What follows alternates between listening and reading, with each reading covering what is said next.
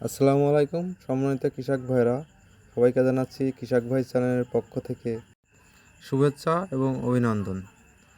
আজ আমরা জানব বাদামি বিপিএইচ ও বাদামি ঘাস ফড়িং বা কারেন্ট পোকা এ সম্পর্কে। বিপিএইচ বাদামি ঘাস ফড়িং অথবা আমরা চিনে থাকি কারেন্ট পোকা নামে যে পোকা ধানের সবথেকে বেশি ক্ষতি করে থাকে। ধান খুশি করার অবস্থা থেকে ধান পাকা পর্যন্ত এ পোকা আক্রমণ করে থাকে, কিন্তু সবথেকে বেশি ক্ষতিগ্রস্ত হয় পাকার আগ মুহূর্ত। ধানে যখন দুধ গঠন হয়, চাল গঠন হয়, তখন থেকেই পাকা পর্যন্ত এবং হারভেস্ট করার আগ পর্যন্তই এ পোকা ক্ষতি করে থাকে ধানে। আজ আমরা জানব কোন কোন জমিতে এ পোকা আক্রমণ করে, এর প্রতিকার কী, কোন কোন কীটনাশক ব্যবহার করে এ আক্রমণ থেকে প্রতিকার পাওয়া যায়। বিপিএইচ বা কারেন্ট পোকা সাধারণত ধানের গোড়ায় আক্রমণ করে থাকে। ধান যখন গঠন হয়, বাহির হয়, তারপরে থেকে এর গোড়ায় আক্রমণ করে ধানের গাছগুলো শুকোয়ে মনে হয় যে ধানের মাঝে মাঝে বাজ পড়ে পুড়িয়ে গেছে, এমন কিছু দৃশ্য দেখা যায়। এই পোকা আকারে অনেক ছোট, তারপরেও যখন আক্রমণ করে গোড়া থেকে আগা পর্যন্ত ধানের গাছ শুকিয়ে যায়, এমনভাবে শুকিয়ে যায় যেন গরুও এই খড় খেতে পারে না। এই পোকা যখন আক্রমণ করেই ফেলায়, তখন এর কোনো প্রতিকার নেই। তাই আগে থেকেই এর প্রতিকারের জন্য কীটনাশক ব্যবহার করতে হবে।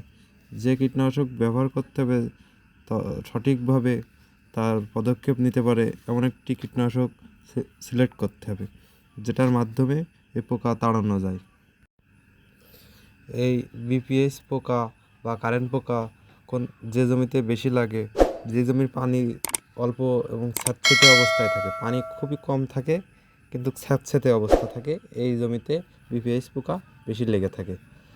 আবার পূর্বে যেসব জমিতে বিপিএইচ পোকা লেগেছে, কারেন্ট পোকা লেগেছে, সেসব জমিতেও পরবর্তীতে কারেন্ট পোকা লাগে। পরবর্তী সিজন বা পরবর্তী ধানের আবাদে এই পোকা লেগে থাকে। তাই আগের থেকে আমরা পদক্ষেপ নিতে হবে। এর জন্য আগে আমরা দেখব নিয়মিত গাছের গোড়ায় কোনো পোকার উপদ্রব দেখা যাচ্ছে কি না, কিংবা নিয়মিত আমরা লক্ষ্য করব যে গাছের গোড়ায় কোনো ছোটোখাটো পোকা দেখা যাচ্ছে কি না, এই বাদামি ঘাস ফড়িং দেখা যাচ্ছে কি না সেটা দেখব। আবার দেখব যখন দিনের তাপমাত্রার থেকে রাতের তাপমাত্রা অনেক কম, শীতকাল, সাধারণত আমন ধানের সময় এটি বেশি আক্রমণ করে থাকে, কারণ তখন দিনে থেকে রাতের তাপমাত্রা অনেক কম হয়, ঠান্ডা পড়ে।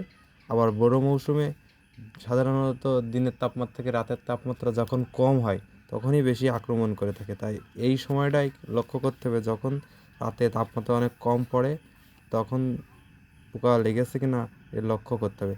আবার নিয়মিত ধানের জমি থেকে দেখতে হবে যে পোকা লেগেছে কি না। যদি সাধারণত অল্প দেখা যায় বা ধান এরকম অবস্থার আগেই কীটনাশক ব্যবহার করতে হবে। কি কি কীটনাশক ব্যবহার করবেন তা হলো পাইমেট্রোজিন 50 WG, আরেকটি হলো পাইমেট্রোজিন প্লাস নিটেন পাইরাম 80 WG। এই দুটি গ্রুপের কীটনাশক ব্যবহার করলে সাধারণত স্প্রে করার সাথে সাথেই পোকার গায়ে স্পর্শ লাগার সাথে সাথে কিছু অংশের পোকা মারা যাবে, আর কিছু অংশের পোকা না মারা গেলেও এবার খাবার নষ্ট হয়ে যাবে, হাড় দুর্বল হয়ে যাবে, যার 72 ঘন্টার ভিতরেই পোকা মারা যাবে। এবং পাইমেট্রোজিন কিন্তু সিস্টেমিক একটা কীটনাশক, এটা সাথে সাথে মারা না গেলেও 72 ঘন্টার ভিতরে পোকা মারা যাবে এবং খাবার নষ্ট হয়ে যাবে। এদের যে ডিম থাকবে, ডিমও নষ্ট হয়ে যাবে। আমরা সাধারণত দেখে থাকি যে কোনো কীটনাশক ব্যবহার করার পরে সেই ধরনের পোকা আবার 6 থেকে 7 দিন পরে জমিতে আক্রমণ করে থাকে, কিন্তু পাইমেট্রোজিনের মাধ্যমে 7-8 দিন পরেও পোকায় আর আক্রমণ করতে পারবে না। তাদের একমাত্র কারণ হচ্ছে এই পোকা যখন আক্রমণ করবে কীটনাশক ব্যবহার করলে তাদের ডিমও নষ্ট হয়ে যাবে এবং খাবার নষ্ট হয়ে যাবে। সে কারণে একবার স্প্রে করলেই এটা অন্তত ধান কাটার আগ পর্যন্ত পোকা দমন থাকবে। অবশ্যই কীটনাশকটি বিকালে রোদ পড়ে যাওয়ার পরে ব্যবহার করবেন, তাহলে হয় কি আর যখন কীটনাশক স্প্রে করা হয় তারপরে নেয়ারে প্রত্যেকটা গাছের শিরা উপশিরায় কীটনাশক ছড়ায় যায়, যেখানে পোকা লুকিয়ে থাকে সে স্থানেও কিন্তু কীটনাশক পৌঁছে যায়। এ কারণে বিকালে স্প্রে করা হয় সব থেকে ভালো হবে। আর কতটুকু পরিমাণে স্প্রে করবেন, আপনারা যে কোম্পানির কীটনাশক ব্যবহার করবেন সেই কোম্পানির কীটনাশকের গায়ের লেবেলে দেখে নেবেন কতটুকু পরিমাণ ব্যবহার করতে হবে, কী পরিমাণ পানি দিতে হবে। অবশ্য কীটনাশক একটু বেশি দেওয়ার চেষ্টা করবেন, তাহলে সব থেকে ভালো ফলাফল পাবেন। আশা করি আমাদের ভিডিওটি আপনাদের কাজে লাগবে। এমনই নিত্য নতুন কৃষিভিত্তিক ভিডিও পেতে আমাদের চ্যানেলটি সাবস্ক্রাইব করে আমাদের পাশে থাকুন। ধন্যবাদ সবাইকে।